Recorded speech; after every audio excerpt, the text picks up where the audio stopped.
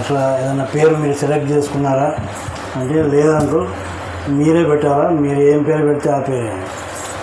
సరే మంచిది. మరి నేను కూడా నా సొంతంగా పెట్టడానికి లేదు కదా, దేవుడిని అడగాలి నేను. దేవుడిని అడిగి దేవుడు ఏ పేరు చెప్తే ఆ పేరు పెట్టాల్సిందే. అదే దేవుడు తలంపులు ఇస్తాడు. ఇంకోటి ఏంటంటే ఈ యొక్క పరిస్థితులన్నీ ఎరిగినటువంటి వారు, ఆ కాన్పు సమయం అయితేనేమి, ఆ తర్వాత ఏ విధంగా ఆ బిడ్డ జన్మించింది, ఈ సంగతులన్నీ ఎరిగినటువంటి వారు కనుక మరి దానికి సరిపోయినట్టుగా ఒక పేరు పెట్టారు. ఎందుకు ఈ పేరు పెట్టడం ఎందుకు? పేరు అవసరమా? యేసు ప్రభు పుట్టినప్పుడు కూడా పేరు పెట్టినారు కదా. చూడండి లూకా సువార్త 2వ అధ్యాయంలో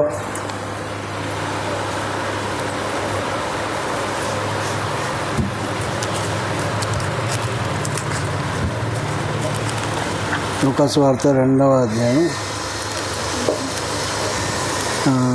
21వ వచనం.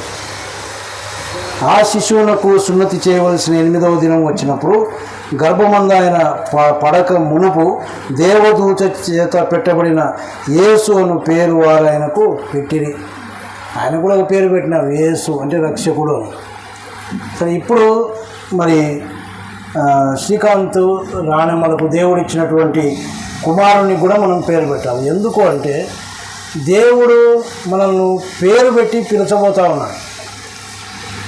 యోహాను సువార్త 10వ అధ్యాయంలో నా గొర్రెలు నా స్వరం వినును అని ప్రతి గొర్రె నేను పేరు పెట్టి పిలుస్తాను అంటాడు కదా. చూడండి ఆ మాట కూడా చదువుకుందాం. 10వ అధ్యాయంలో 3వ వచనం.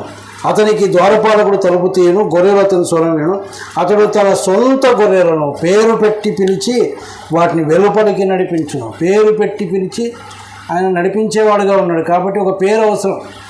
పరలోక రాజ్యానికి పోయినా కూడా పేరు పెట్టి పిలుస్తాడు ఆయన. కాబట్టి మన అందరికీ పేర్లు ఉన్నాయి ఒక గుర్తింపు కోసం. తర్వాత దేవుడు కూడా మనల్ని పేరు పెట్టి పిలవడానికి ఒక పేరు అవసరం. బైబిల్ గ్రంథంలో చాలామంది పేర్లు పెట్టేటప్పుడు వారికి ఉన్న అనుభవాలను పెట్టి పేరు పెట్టారు. ఇందాక మనం లేయాను గురించి చూసినప్పుడు దేవుడు నాకు మరి ఒక కుమారుని ఇచ్చినాడు అని, ఇంకా నేను ఇక్కడి నుంచి ఆయన స్తుతిస్తాను అని యూదా అని పెట్టింది.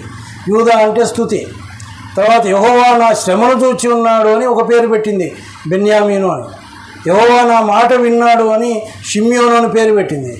నా భర్తలను హత్తుకుంటాడు అనుకొని లేవి అని పేరు పెట్టింది. అంటే పేర్లు పెట్టేటప్పుడు ఏదో ఒక అర్థంతోనే పెట్టుకుంటాం. ఊరికే పెట్టేవాళ్ళు ఉంటే మనం ఏం చేయలేం. కానీ అంటే కొంతమంది పెట్టుకుంటారు కదా, మా తాత పేరన్నా, మా జేజీ పేరన్నా, మా నాయనమ్మ పేరున్నా కదా, ఏదో వాళ్ళ పేరు పెట్టుకుని వాళ్ళ పేరు మనం పెట్టుకుంటా ఉన్నాం. నేను కూడా పెట్టుకున్నాను నా పెద్ద బాబుకు. ఎందుకు పెట్టుకున్నానంటే మా అక్క చనిపోయింది 19 ఏళ్ళు ఉన్నప్పుడు. ఆమె పేరు పెట్టాలనుకున్నా, మొత్తం ఆమె పేరు పెట్టేసినాను అంతే. దానికి అర్థం ఉండిండొచ్చు, ఉంది కూడా. కానీ నేను అప్పుడు ఆ అర్థాన్ని గురించి ఆలోచన చేయలేదు. మా అక్క పేరు పెట్టాలనుకున్న పేరు పెట్టేసాను.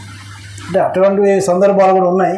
కానీ దేవుని గ్రంథంలో నుంచి ఒక పేరు చదివి నేను అదే పేరు ఇంకో కొంచెం దానికి యాడ్ చేసి దానికి చేర్చి పేరు పెట్టాలనుకుంటా ఉన్నాను.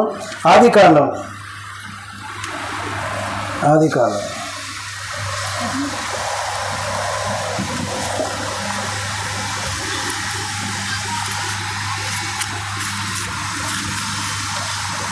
5వ అధ్యాయం, ఆదికాండం 5వ అధ్యాయం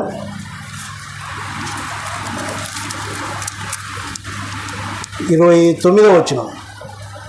భూమిని యెహోవా శపించినందువలన కలిగిన మన చేతుల కష్టము విషయంలోనూ మన పని విషయంలోనూ ఇతడు మనకు నెమ్మది కలుగజేయననుకొని అతనికి నోవహు అను పేరు పెట్టాను. ఈయన నెమ్మది ఇచ్చిండు కదా, ఈ కుమారుడు కూడా నెమ్మది ఇచ్చిండు. ఎంతో బాధపడినారు వీళ్ళు. ఆయన పుట్టిన తర్వాత నెమ్మది దొరికింది, సంతోషం దొరికింది. అందుకే నోవహు అని తెలుగులో ఉంది, కానీ నేను ఇంగ్లీష్లో నోవా అని పెట్టాలనుకున్నాను. నోవా అంటే నెమ్మది, విశ్రాంతి, ఆదరణ, ఇన్ని అర్థాలు వస్తాయి దానికి. అంటే ఆ కుమారుడు జన్మించడం వలన తల్లిదండ్రులకైతేనేమి, సంఘానికైతేనేమి, బంధువులకైతేనేమి నెమ్మది దొరికింది, ఆదరణ కూడా దొరికింది. కాబట్టి నోవా అని పేరు పెట్టాలనుకున్నా. దానికి జత చేసి పాల్, నోవా పాల్, ఈ రెండు ఇంగ్లీష్ పేర్లే, భయపడొద్దు. కానీ పాల్ అంటే దీనుడు అని అర్థం. ఆయన పెరుగుతా దీనునిలాగా పెరిగి పౌలులాగా పనిచేసి దేవుని కొరకు నిలబడాలన్న ఒక ఆశతో ఆ పేరు పెడతా ఉన్నాం. కాబట్టి ఈ బిడ్డకు నోవా పాల్ అనే పేరు పెట్టుకుందాం. ఇప్పటి నుంచి మరి ఈ కుమారుడు పిలువబడే పేరు ఏంటంటే నోవా పాల్. నోవా పాల్ అని పిలువబడతాడు ఇప్పటి నుంచి. దేవుడు ఆయనకు పెట్టినటువంటి పేరు ఏంటంటే నోవా పాల్. నోవా అంటే నెమ్మది, ఆదరణ, విశ్రాంతి. పాల్ అంటే దీనుడు, చిన్నవాడు అనే అర్థం కూడా వస్తుంది కదా. కాబట్టి ఈ మాటలు మన హృదయంలో పెట్టుకొని ప్రేమతో ఆయన్ని పిలుచుకుందాం నోవా అని. కానీ ఇంత మంచి పేరు పెట్టినాక కొంతమంది పెట్టుకుంటారు కదా, యేసు అని పేరు పెట్టుకుంటారు. కానీ యేసు అని పేరు పెట్టి వాడిని ఎటు పిలుస్తారు? ఒరే యేసు ఇటు రారా కదా, లెక్క లేకుండా. ఇంతకంటే ఘోరమైన సంగతి ఏంటంటే, ఒకసారి మేము కర్ణాటకలో ఉన్నప్పుడు పేపర్లో ఒక న్యూస్ వచ్చింది, గణపతి కింద పడి యేసు మృతి అని. అంటే యేసు అని పేరు పెట్టుకున్న ఒకడు ఈ గణపతి ఉత్సవాలకు పోయి ఆ జనంలో కింద పడి చచ్చిపోయింది. వాడు ఎంత అవమానం చెప్పండి. గణపతి కింద పడి యేసు మృతి. ఇది నోవా పాలు కూడా నోహలాగా. నోవా ఏం చేసినాడు? దేవుడు చెప్పినట్టు అన్నీ చేసినాడు. ఒక ఓడను కట్టమంటే ఎప్పుడూ ఓడ చూడలేదు, కానీ ఓడ చేసినాడు. ఆయన ద్వారా ఆయన కుటుంబం ఆ రక్షణ ఓడలోనికి ప్రవేశించింది. ఆ తర్వాత మంచి ఆరాధన చేశాడు ఆయన. ఆ ఓడలోంచి దిగిన తర్వాత మంచి ఆరాధన కూడా చేసినాడు.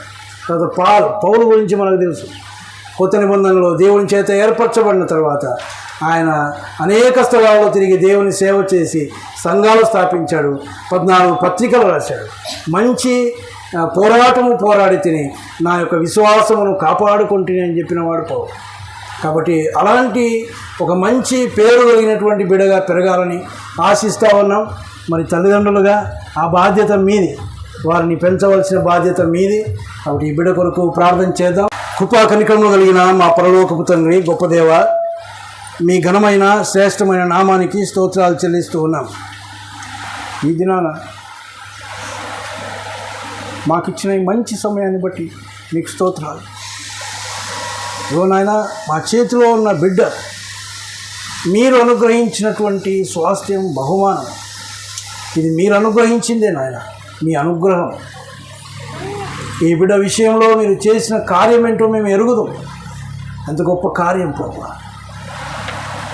నిరాశ చెందినటువంటి హృదయాలతో, దుఃఖముతో ఉన్న హృదయాలతో ఉన్నప్పుడు నాయన ఈ బిడ్డను అనుగ్రహించి కుటుంబానికి నెమ్మది ఇచ్చారు. అందును బట్టి మీకు స్తోత్రాలు చెల్లిస్తాం. ఆదరణ ఇచ్చారు, మీకు స్తోత్రాలు. అందుకొరకై ఈ బిడ్డకు నాయన నోవా పాల్ అనే ఒక నామకరణం మేము చేశాం. ఈ బిడ్డ పెరుగుతూ ఉండగా దేవుని దయేందును మనుషుల దయేందును వర్ధిల్లులాగున నాయన యెహోవా సన్నిధిలో ఉండి ఎదగగలుగులాగున మీ సహాయము దయచేయమని, తల్లిదండ్రులకు అట్టి జ్ఞానం మీరు అనుగ్రహించమని. ఇదిగో నాయన, మరి తల్లిదండ్రులైన వారిద్దరిని కూడా మీరే ఆశీర్వదించమని, తల్లిని కూడా జ్ఞాపకం చేసుకోమని, తల్లి బిడ్డలు ఇద్దరిని మంచి ఆరోగ్యం ఇచ్చి నడిపించమని మా ప్రభువును రక్షకుడైన యేసుక్రీస్తు పేరట ప్రార్థించి వేడుకుంటున్నాము తండ్రి. ఆమేన్.